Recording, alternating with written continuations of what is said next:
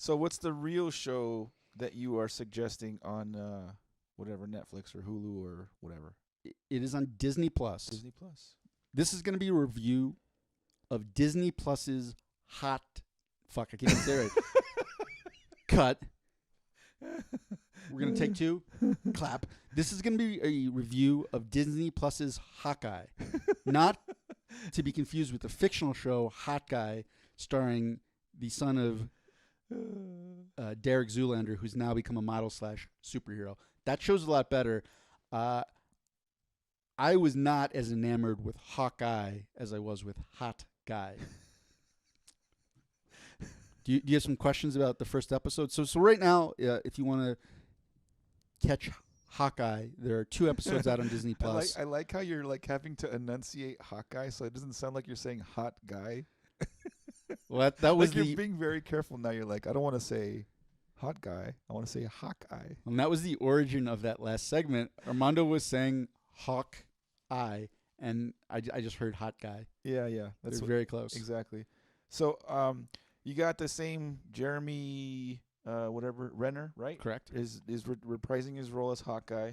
Hawkeye. See, even I have to like enunciate now, so it doesn't sound like I'm saying Hawkeye. It's tricky. And then you and I talked about how Haley Steinfeld, whatever. Steinfeld. Sure. She's in the show. Is she any good? I mean, is it so far, only having watched 1 episode, is the show based more on, like, is it centralized more on Hawkeye or her character? So far, if you're purely speaking about screen time, Yeah. there's a lot more time that has been devoted to her character, Kate Bishop. So there's a whole sequence in the beginning where it's like a very condensed origin story where you see a young Kate Bishop played by a child actor.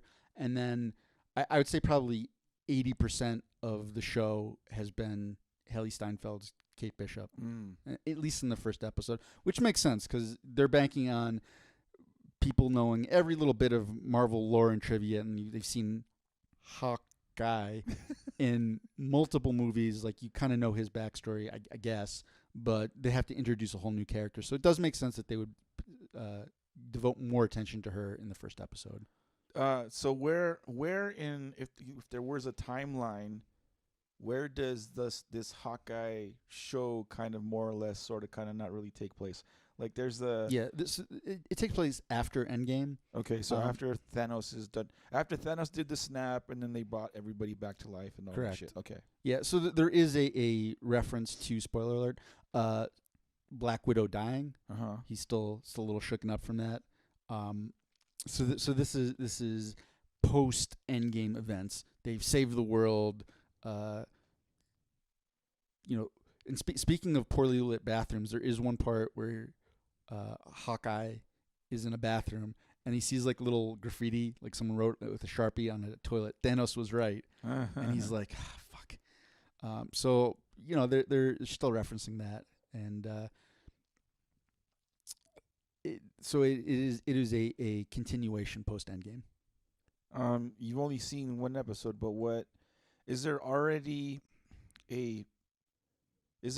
kind of an idea? Is there like one villain throughout the entire series, or is it like one villain in each episode? No villain has been established yet. Okay, so it looks like it will be episodic, because they ended episode 1 on, I wouldn't even want to call it a cliffhanger, where Haley Steinfeld's character Kate Bishop is first meeting Hawkeye. Oh, so that's how the episode kind of ends. So they're meeting for the first time, or somewhere in the beginning of. Correct. Huh. I know Linda Cardellini is in it again. Oh man, she's so hot, right? Because she plays Clint Barnes' wife, the Hawkeye's wife. I mean, she had maybe one line of dialogue in it. It's all right. I don't care about her dialogue. I just want to see her pretty face. Well, that's what I'm saying. You don't really get to see her very much. Oh, I think she's not featured. So, yeah, and kind of on that note, the scene where you do see her is when they call her from a restaurant, and it's Hawkeye. Hawkeye is taking his children out to a Broadway show, and then they're eating at a restaurant, and they're talking about all the fun Christmas things they're gonna do, and then they call mom, and he's like, these kids are driving me crazy, and then she's like, oh, it's fine, Clint, and then he hangs up, and I that was the first moment where like, oh my god, Kind of cringe. Yeah, I feel like the writers were just pulling dialogue out of really bad Hallmark like holiday movies and recycling it into this show where I'm like, Marvel, what are you doing? Stop it, please. So far, that's something, the common theme I've been noticing, because it's all stuff on Disney Plus. Mm-hmm. Like everything they've done, every Marvel or Star Wars thing that's come out on Disney Plus has toned, like they're playing towards like attracting younger, like kids, and making it very kid friendly. And I kind of wish they wouldn't do that with the Marvel. I kind of wanted them to just keep that stuff a little more adult, even though it's comic book shit, but still keep it a little more adult based. Well, in terms of tone, and I thought Loki was fine.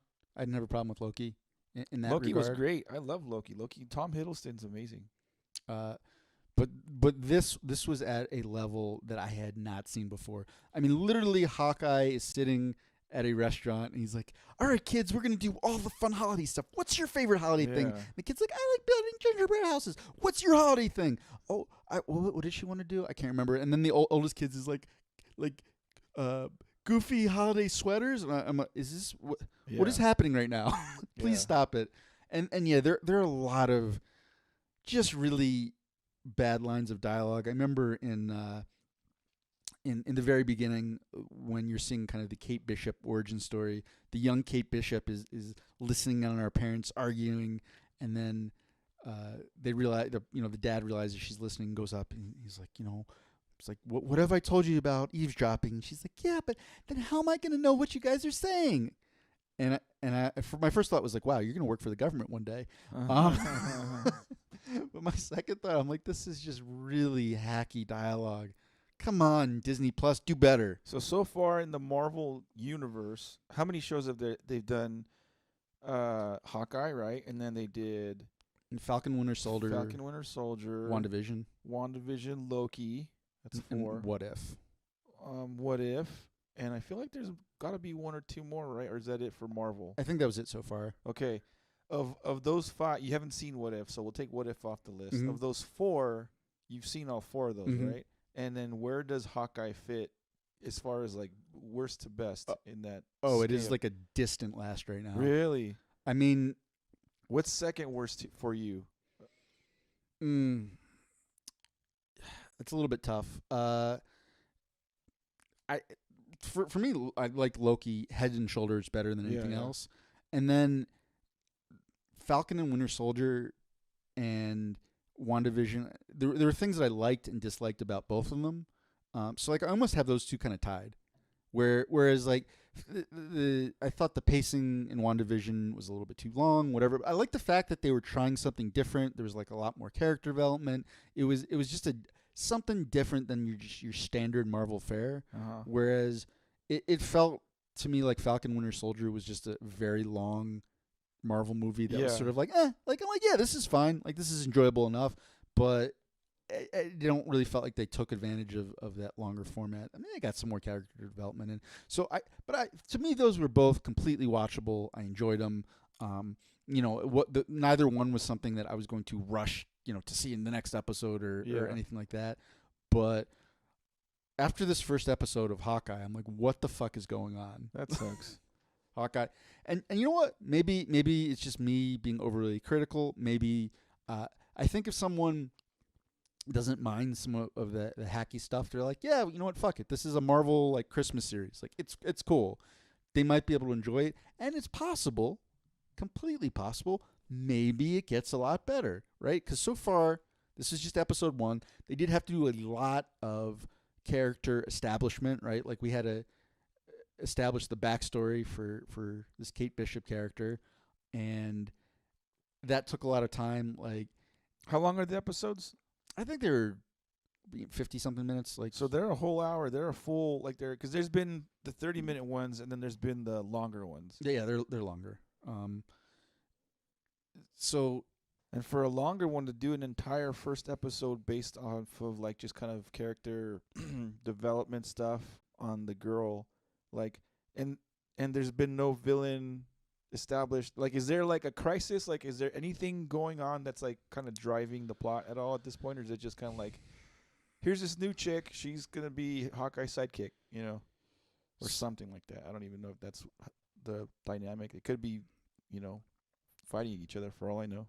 So episode 1 was 49 minutes long. Like I said, the very beginning was the sort of Kate Bishop character. You know what? If you're listening at this point, we were going to go into complete spoiler episodes, or not spoiler episodes, episode spoilers. Wow, I just got verbal dyslexia for a second there. Episode spoilers, and I'm going to talk about some of the things that happened. Mondo, trust me, I'm not ruining it for you. So yeah, like the first bit was sort of establishing where both of the characters were, right? So you're getting her whole backstory. You find out that she came from an ostensibly rich family. Like, they lived in a really, really nice apartment in New York City. And when the whole Battle of New York, you know, Loki, Portal, the Chitauri are coming in,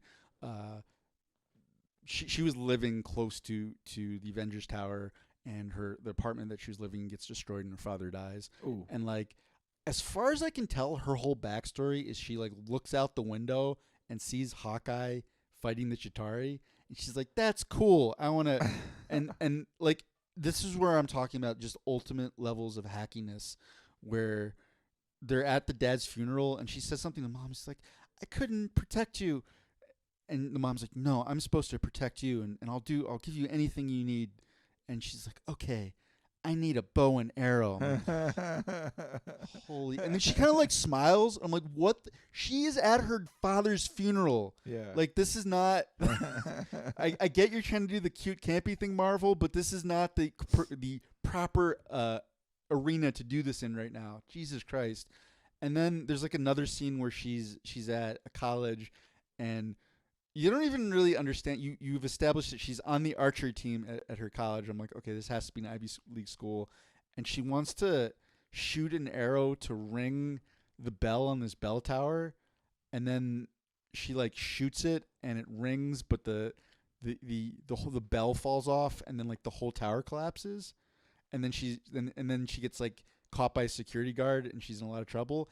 And I remember thinking like, okay, I understand, again, we're doing the kind of campy, like, fun thing, but Jesus Christ, if there is a tower at your school where if the bell just rings a little bit from an arrow with a tennis ball on it and the entire tower collapses, this was gross negligence on the school's part. Like, there should be lawsuits. Like, she did you guys a favor. I mean, that whole thing could have just collapsed if there was a strong breeze that came along. Someone falls. So she doesn't have like a super, because Hawkeye has like a robotic arm or some shit, and he's just he like does? Yeah, he's got like I thought that was the Winter Soldier had a robotic arm. Maybe. All I know is I thought that's the whole kind of the joke about Hawkeye is he's just a normal guy with a fucking bow and arrow. So like, for example, I just finished watching the What If thing, right? And I understand What If is like different universes. Correct. But the episode that I saw that he was in, it was like a artificial arm of some sort, like a prosthetic of some sort. I know Winter Soldier for sure. Yes. I don't think he does, but regardless, she definitely has no superpowers. She's just a chick that's really good at archery and does karate tournaments or something. Oh. There was another scene where she comes back from school. And her mom is mad at her because she's like, I'm going to have to pay for this tower that you destroyed. Where, again, I'm like, she rang the bell. There should have been multiple lawsuits. I mean, if this was truly a rich person, she would have been countersuing the school for negligence and tied them up in court. Rich people don't just give money away like that. That's how they become rich people. That's a whole different story. But she's like, well, on the bright side, Mom, look, I won another martial arts tournament. And I was like, what? Like, come on, guys. I mean, you know, there are characters like Black Widow, Hawkeye, who don't have superpowers, but it's like Black Widow was this Russian trained spy, and she went through this intense programming and everything. And so far as I can tell, Kate Bishop was on an archery team, and she just like, I don't know. They don't even say what martial arts. It was a nondescript martial arts tournament where she just sort of trains. Where like I don't know if that really prepares you to fight supervillains. I'm not really on board with what's going on right now, Marvel. Oh man, I'm still gonna have to watch it when I could fucking find it. I'm gonna have to watch it anyways. But to get to your question, she she is surprised by her mother, having come back from college for the holidays, that her mother is now engaged to some guy. I don't who's he's son of some kind of dickish rich dude, and her mom wants her to accompany her to some sort of benefit gala event, and while the gala event is going on, there's some sort of black market auction going down in a wine cellar, and the rich guy and the mom's fiance are down there bidding on like stolen Avengers memorabilia. Oh, And like they're bidding on what was it, Ronin. So there was a segment where not a segment. There's a part where Hawkeye was no longer the good guy Hawkeye. He was Ronin, and he was a vigilante, fighting the Japanese yakuza. Which I remember having that pop back up. I'm like, oh right, that was the thing that they mentioned in the Marvel movies, where he became this like different character, and he was trying to. I forget why he was hell bent on bringing down the Japanese mafia, and I was like, wow. Maybe they should have made the show based on that. yeah. Because come to think of it, I would love to see that show. Yeah. I don't really know about Hawkeye, the Christmas Carol. But so they bid on Ronin's sword. He hit a collapsible sword, which I looked at the physics of this sword. I'm like, I do not understand how this works. Like, it's a little handle, and then a huge sword just pops out of the handle. I'm like, okay, that out of all my complaints about this series so far, that's the least of it. I'm just gonna not think about it. But while this whole auction is going on, some robbers who are looking for a Avengers themed watch explode a wall, and Haley Steinfeld's reaction is like, "Oh, I know. I should steal the Ronin costume, put it on, and then I will go fight them." That's why the costume looked familiar to me. Because in watching the one trailer, I was like, I know there was the Ronin thing, but then there was also like. In the Marvel universe, there was one like called like the Black Bolt, but if I remember correctly, the Black Bolt was more like the powers came from the universe shit. Like it was like a superpower that came and made him the Black Bolt. It wasn't just like some archer person. She has no superpowers, and I you know what, I can say this. Speaking as someone who has had martial arts training, I cannot imagine a world where armed robbers explode a wall, and my thought is, oh, I should put on a costume and fight them, because my martial arts training has definitely prepared me to take on multiple assailants with guns. That is not something that was ever covered at Factory X jiu-jitsu classes. Well, that sucks that you didn't enjoy it. Were there any other big name actors or actresses that were in it that I don't know about? No, I none that I noticed, but I do want to touch on one highlight of the episode, and I felt it because I have gone to some good New York musicals. You and I went to Avenue Q. Loved that, but I also went to Rent and walked out of it. And the musical that Hawkeye brings his children to, I believe, was called Rogers, and it is a musical about Captain America and the Avengers, and it was so ridiculously cheesy, and that was a part of campiness and cheesiness. I'm like, yes, bravo, Marvel screenwriters! Like, this is the time to be a little bit self-deprecating, and Hawkeye's just watching this with this like, can someone please just put a bullet in my head right now? Which I understood that feeling. I could relate. And there was this part where I'm like, yeah, they would never make a musical this bad on Broadway. And then I remembered, oh my God, they actually made a Spider-Man the musical. That was a real thing. It was apparently terrible, like an absolute train wreck. And they were trying to do all these stunt work things in the midst of the musical that just didn't work. And so that actually made it a little bit extra funny to me. and that was a real highlight. I mean, if you have Disney Plus, even if you don't end up watching the whole thing, I think it might be worth it just to see the ridiculousness train wreck that is Captain America the musical. So that was great. So maybe, you know what? I would not completely write the show off yet. It seemed like there were some parts where they sort of found their moments. I probably will watch the second episode with some skepticism, and if it picks up, and like now they got through all the establishment stuff, like maybe the second episode is written by a different screenwriter than the first one. Fingers crossed. I hope so, and maybe it'll pick up. But right now, this is not a show that I'm ranting and raving about.